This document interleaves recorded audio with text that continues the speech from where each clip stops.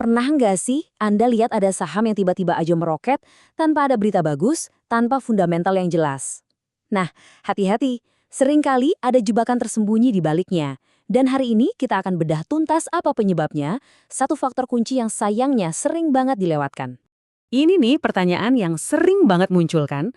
Kenapa ya ada saham yang kelihatannya digoreng, bisa terbang ratusan persen dalam waktu singkat, sementara saham-saham besar yang fundamentalnya bagus malah geraknya lambat banget? Jawabannya ternyata bukan sekedar soal rumor atau hoki-hokian.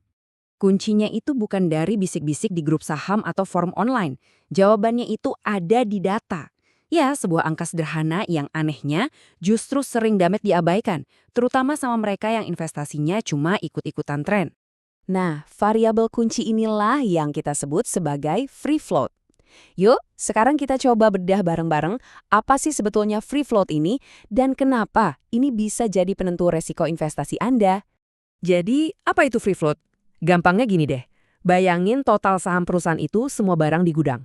Nah, free float itu adalah barang yang dipajang di etalase toko, siap dibeli dan dijual oleh siapa aja, termasuk kita-kita ini, investor retail. Saham yang dipegang sama pendiri, direksi, atau pemerintah itu nggak termasuk. Itu barang yang masih di gudang, nggak diperjualbelikan secara bebas. Biar lebih kebayang, lihat ya diagram ini. Anggap aja total saham itu satu loyang kue utuh. Potongan paling besar, 60%, dipegang sama pengendali. Terus ada irisan kecil 10% buat direksi. Nah sisanya yang 30% ini, inilah yang disebut free float. Ini potongan kue yang tersedia buat diperebutkan oleh publik di pasar setiap hari. Logikanya, semakin kecil potongan kue yang tersedia, semakin gampang kan harganya dipermainkan?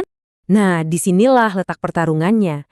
Apa bedanya saham yang free float-nya rendah sama yang besar? Apa aja dampaknya buat kita sebagai investor? Yuk kita bandingkan langsung. Coba perhatikan baik-baik tabel perbandingan ini. Logikanya sebenarnya sederhana banget, tapi ini yang sering dilupakan. Saham dengan free float rendah itu artinya apa? Artinya, saham yang beredar di publik itu sedikit, barangnya langka. Kalau barang langka, cuma butuh sedikit dorongan beli aja harganya bisa langsung lompat tinggi. Ini bukan sulap, ini murni hukum permintaan dan penawaran. Celah inilah yang bikin saham ini rentan banget dimanipulasi. Sebaliknya, saham yang free float-nya besar itu ibarat kapal tanker raksasa. Perlu dana super besar buat bisa menggerakkan harganya. Tapi, tahu nggak? Resiko terbesarnya itu sebenarnya bukan dari si sahamnya. Resiko paling besar itu justru datang dari dalam diri kita sendiri, dari psikologi kita. Nah, sekarang kita bahas jebakan mental yang sering banget bikin investor pemula akhirnya rugi. Siklusnya tuh kayak gini, dan ini bisa banget ditebak.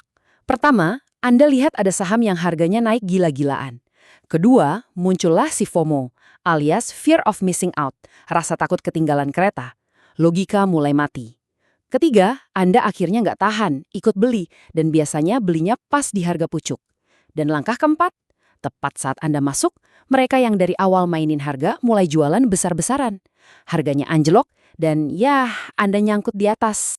Jadi, tolong ingat prinsip ini baik-baik. Kalau perlu, tulis dan tempel di layar komputer Anda. Semakin cepat sebuah saham naik tanpa fundamental yang jelas, semakin cepat pula ia bisa turun. Itu udah kayak hukum gravitasi di pasar saham, jangan coba-coba dilawan. Oke, terus gimana caranya biar kita nggak kejebak di situasi kayak gitu? Jawabannya bukan dengan mencoba lebih pintar nebak saham ajaib berikutnya, bukan. Jawabannya ada pada satu hal, manajemen risiko yang disiplin. Ada 4 hal penting yang wajib Anda ingat. 1. Free float itu bukan penentu saham itu baik atau buruk, tapi ini adalah indikator resiko. Anggap aja ini lampu kuning. 2. Selalu, dan saya ulangi ya, selalu periksa berapa persen free float-nya sebelum Anda pencet tombol beli. 3. Pahami logikanya. Likuiditas rendah itu sama dengan potensi volatilitas tinggi. Gampang naik, gampang juga anjlok. Dan keempat, ini yang paling berat. Jangan pernah ambil keputusan investasi karena ikut-ikutan alias FOMO. Jadi, mulai sekarang, coba deh ubah pertanyaan di kepala Anda. Bukan lagi nanya, saham apa ya yang besok bakal naik? Tapi, tanyakan ini ke diri sendiri. Risiko apa yang saya pahami dan sanggup saya tanggung di saham ini? Karena pada akhirnya, itulah satu-satunya pertanyaan yang akan membuat Anda bertahan dan bertumbuh di pasar modal.